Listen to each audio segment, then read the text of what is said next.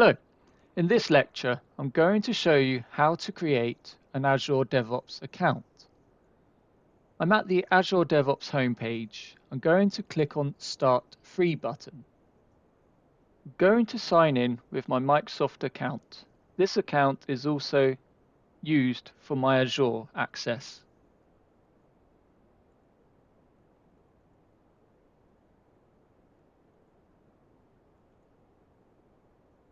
I will click on Next. I will type in my password.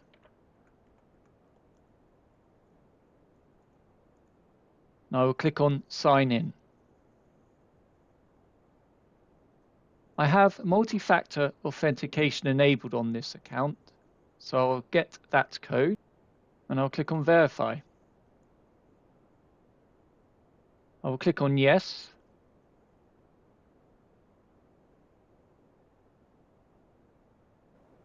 I will select my country.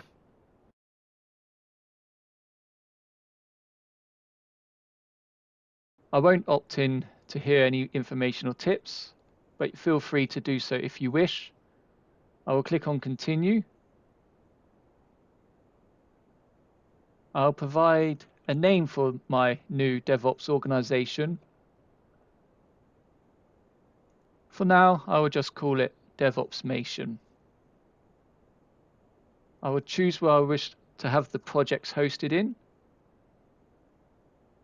I will select United Kingdom and I'll provide the challenge validation code and click on Continue. Now that DevOps has created our organization, I can provide a project name. A DevOps organization can have as many projects as you wish. You can also create other organizations, but for now, to keep things simple, I will have DevOpsmation as my organization and I'll provide the following project name.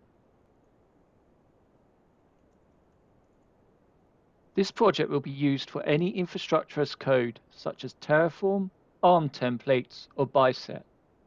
Over time, I will create other projects for hosting application code.